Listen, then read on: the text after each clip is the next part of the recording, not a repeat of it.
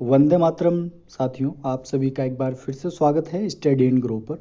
और इस वीडियो में हम एंशियंट इंडियन हिस्ट्री का एक वेरी इम्पोर्टेंट टॉपिक की बात हम करेंगे, जिसमें foreign invasion of during ancient India, मतलब विदेशी आक्रमण जो हुए प्राचीन भारत पर, उनकी हम बात करेंगे।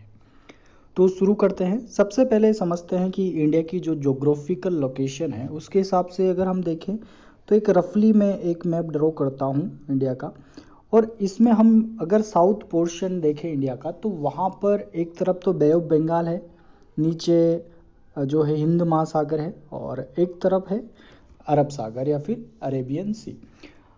और अगर नॉर्थ साइड में देखें तो हिमालयाज़ वाला क्षेत्र है, जो काफ़ी ऊंचे ऊंचे, जो वर्ल्ड में सबसे हाईएस्ट पीक्स है जो यहाँ पर पाई जाती है। तो इन दोनों एरिया से किसी भी फॉरेन इन्वेजन जो होना मुश्किल था, एकदम नामुमकिन सा था, क्योंकि उस समय नवल आर्मी इतनी दक्ष नहीं थी, इतनी स्किल्ड नवल आर्मी नहीं हुआ करती थी, और उस समय उसका विकास भी नहीं हुआ था। तो जो अरेबियन सी और बे ऑफ बंगाल साइड से अटैक करना मुश्किल है, और ऊपर हिमालयाज़ के क्षेत्र भी काफ़ी अधिक विस्तारित है, तो वहाँ से भी अटैक करना बहुत मुश्किल था। तो जो मैक्सिमम अटैक हुए वो ये वाला जो पोर्शन है, जो पाकिस्तान से सटा हुआ जो झेलम चिनाब वाला एरिया है, वहाँ से मैक्सिमम इन्वेजन हुए। तो जैसा हमने राजा दाहिर के ऊपर जो अटैक देखा था, मीर कासिम का जो फर्स्ट मुस्लिम इन्वेजन हुआ, उसके बारे में बात की थी, तो वो अटैक भी यहीं से हुआ था। तो इसमें हम समझेंगे दो तरह के अटैक को, एक तो पारसिक आक्रमण या फिर ईरानी आक्रमण जो हुए, और दूसरा है यूनानी या फिर ग्रीक इन्वेजन जो भारत में हुआ।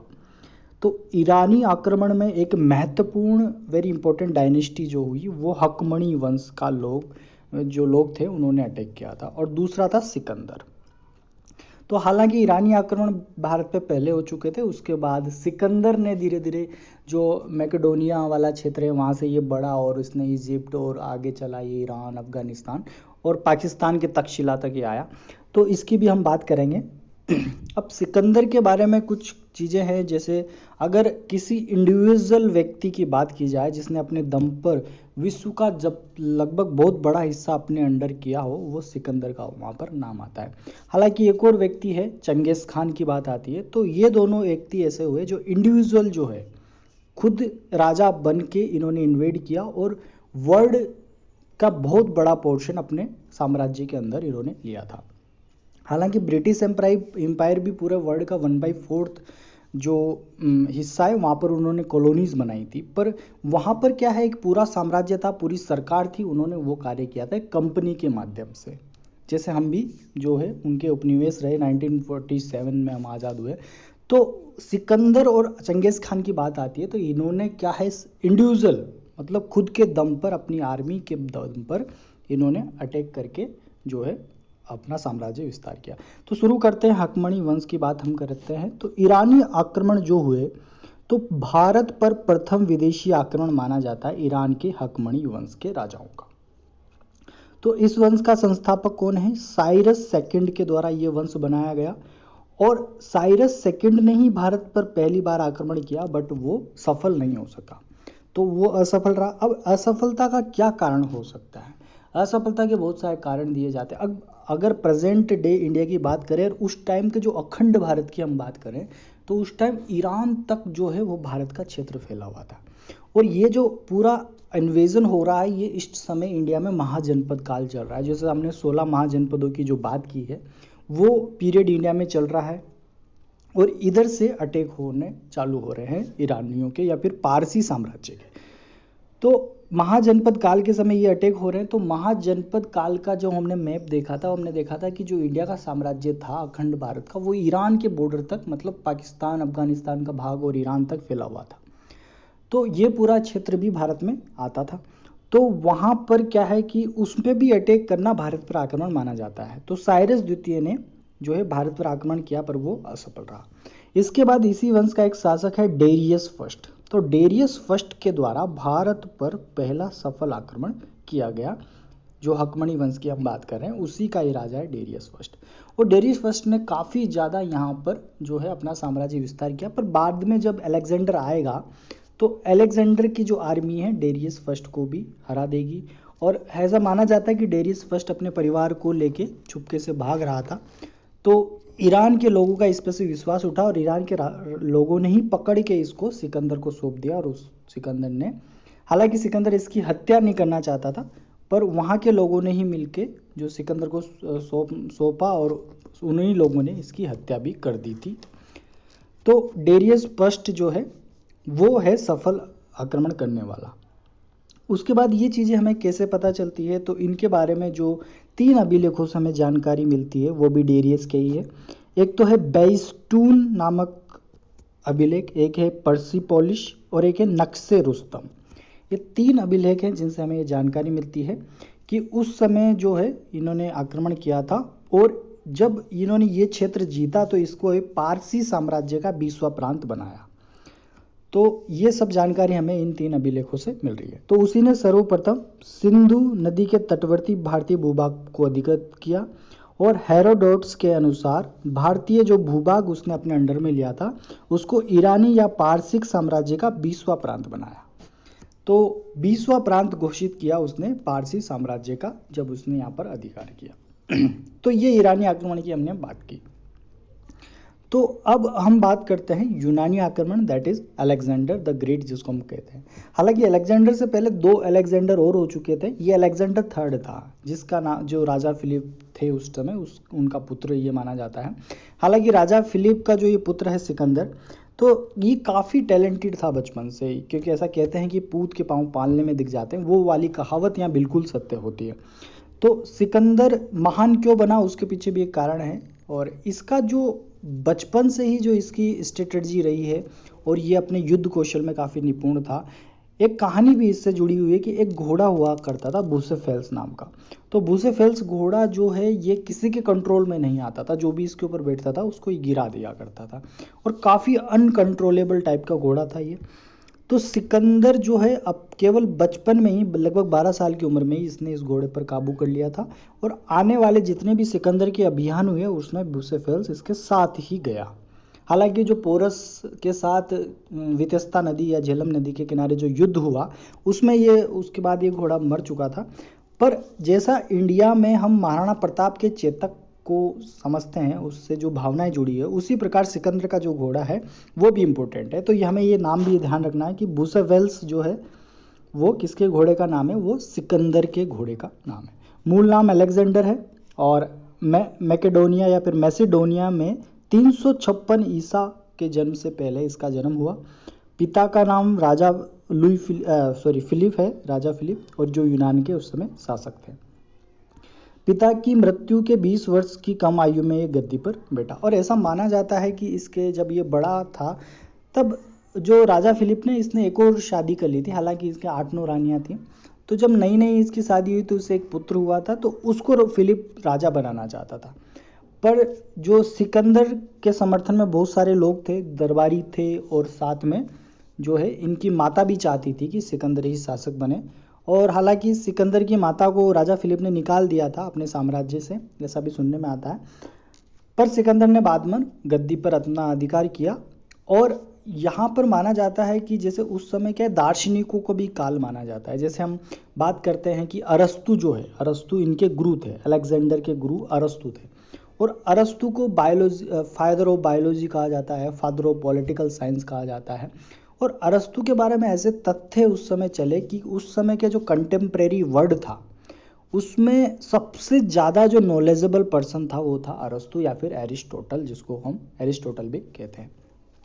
तो महान दार्शनिकों में से जो अरस्तु का नाम है, हालांकि अरस्तु के गुरु हुए प्लेटो, और प्लेटो के भी गुरु हुए। तो पर अरस्तु के बारे में ऐसा कहा जाता है कि the man who knows everything, ऐसा व्यक्ति जो सब कुछ जानता था। इसीलिए इनको father of biology, father of political science और बहुत सारे मैनेजमेंट की बुक्स में इनको पढ़ा जाता है। तो ऐसे महान व्यक्ति जो इसके गुरु हुए, और उन्हीं का शिष्य हुआ अलेक्जेंडर द ग्रेट, जिसे हम कहते हैं। इनकी पत्नी का नाम रोक्साना है, ये भी हमें ध्यान रखना है।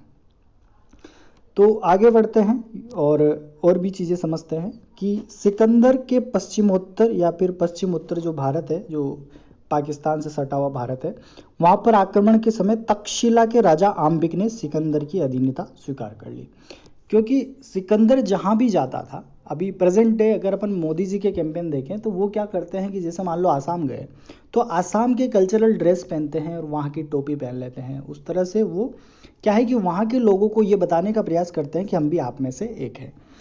वैसे ही जब सिकंदर भी कहीं जाता था तो वो क्या करता था कि वहाँ की वेशभूषा, वहाँ के तौर तरीके, वहाँ की संस्कृति सीखता था। तो कहीं ना कहीं यूनानी जो लोग थे उनको ये भी लगने लगा था, वो भी लोग सिकंदर के खिलाफ हो चुके थे कि ये व्यक्ति जो है अपनी संस्कृति को धूमिल कर रहा है, अपनी संस्कृति को ख़त्म कर रहा है। और ये जहाँ भी गया इसने इस तरह से या फिर ये अपने दम पर या फिर बहुत सारा लोगों की मारकाट करके ये सारे तरीके इसने आजमाए, शाम दाम दंड भेद, और वहाँ के जो प्रशासन को अपने अधीन करने की कोशिश की। तो इसके भय से ही बहुत सारे राजा अपने हथियार त्याग देते थे। जैसे इजिप्ट गया तो वहाँ पर भी क्या है, मिस्र के लोगों ने अपने खुद ही हथियार त्याग दिए थे। तो सिकंदर ने, तक्षशिला के राजा अंबिक ने इसका स्वागत किया, उसकी अधीनता स्वीकार कर ली। उसके बाद ये पंजाब के क्षेत्र की तरफ बढ़ा और झेलम और चिनाब, जो झेलम नदी है जिसे वितस्ता भी कहा गया है पुराने ग्रंथों में, तो झेलम और चिनाब के जो मध्यवर्ती क्षेत्र था वहाँ पर ये बढ़ा। और उस समय वहाँ का राजा था पोरस, और पोरस जो है उसके बीच और सिकंदर के बीच वहाँ पर युद्ध होता है। और उस युद्ध में हालांकि पोरस की पराजय होती है, जिसे हाइडेस्पीस या झेलम का युद्ध या वितस्ता का युद्ध भी कहा जाता है। पर राजा पोरस इतना बहादुरी से लड़ा कि वो जो सिकंदर था वो इसकी बहादुरी से काफ़ी ज़्यादा प्रसन्न हुआ था। तो भारत के महान राजाओं में पोरस का नाम आता है।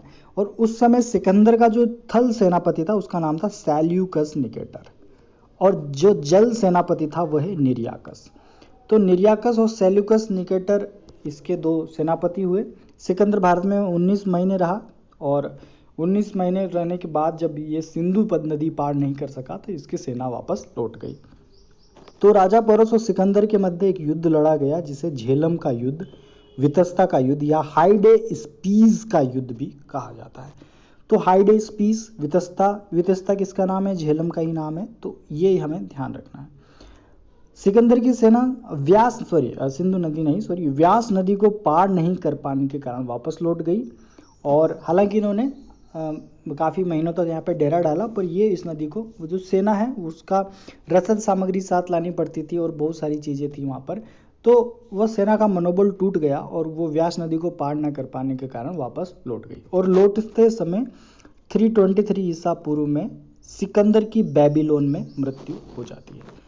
तो ये जो दो युद्ध हमने पढ़े वो काफ़ी महत्वपूर्ण है। उसके बाद सिकंदर का भारत पर प्रभाव क्या पड़ा, क्योंकि जब भी कोई आक्रमणकर्ता आते हैं तो काफ़ी समय तक इस क्षेत्र पर रहते हैं, क्योंकि मुहिम काफ़ी बड़ी होती है। ऐसा नहीं होता कि एक ही दिन में आए और सब तहस नहस हुआ और काम हो गया। काफ़ी प्रयास करने पड़ते हैं, कुछ संधियाँ होती है, कुछ समझौते होते हैं, लोग आपस में मिलते हैं। तो कहीं ना कहीं यूनान की संस्कृति और भारत की संस्कृति भी मिश्रित हुई और उनके बीच में विभिन्न क्षेत्रों में संबंध स्थापित हुए। तो ये एक प्रभाव माना जाता है। दूसरा, यूरोप के साथ भी भारत के संबंध बने। तो यूरोप, क्योंकि जो यूनान वाला क्षेत्र थे उससे आगे चल के ही कौन सा यूरोप वाला क्षेत्र आ जाता है। यूनानियों ने मुद्रा निर्माण की कला यूनानियों से मुद्रा निर्माण की कला भारतीयों ने सीखी, और भारत में गांधार शैली का विकास भी यूनानी कला का ही परिणाम है। तो ये कुछ प्रभाव थे भारत पर होने वाले विदेशी आक्रमणों के दौरान। तो आई होप आपको ये वीडियो समझ में आया होगा। अपन एक सिकंदर के ऊपर एक इंडिविजुअल वीडियो करेंगे जिसमें उसका जन्म से लेकर और उसकी मृत्यु तक उसने कौन कौन से साम्राज्य अपने क्षेत्र में किए, उन सब की हम बात करेंगे। तो अगर अपन वर्ल्ड मैप में देखें तो ये जैसे नॉर्थ अमेरिका, और ये साउथ अमेरिका, ये अफ्रीका बोलते हैं यहाँ पे यूरोप, और इधर कहीं इंडिया। तो ये जो पूरा एरिया है, इतना बड़ा जो क्षेत्र है, ये पूरा किसने, अपने सिकंदर ने अपने नियंत्रण में कर लिया था, लगभग पाकिस्तान के तक्षशिला तक। तो बहुत बड़ा वर्ल्ड का जो एरिया, क्योंकि उस समय जो चीज़ें हैं वो क्या है कि जो लोग जितना जानते थे कि वर्ल्ड कहाँ तक विस्तारित है, वो तो बाद में धीरे धीरे खोज हुई कि कौन सी जगह कहाँ पर है, नई नई जगह खोजी गई। तो उस समय जितना ज्ञान था जितनी जगह का, उस जगह पर सिकंदर ने अपना साम्राज्य स्थापित कर लिया था। तो सिकंदर पे एक अलग से वीडियो भी हम बनाएंगे, तो वो आप बाद में देख सकते हैं। आपको वीडियो पसंद आती है तो लाइक ज़रूर करें और चैनल को सब्सक्राइब करें। थैंक यू साथियों।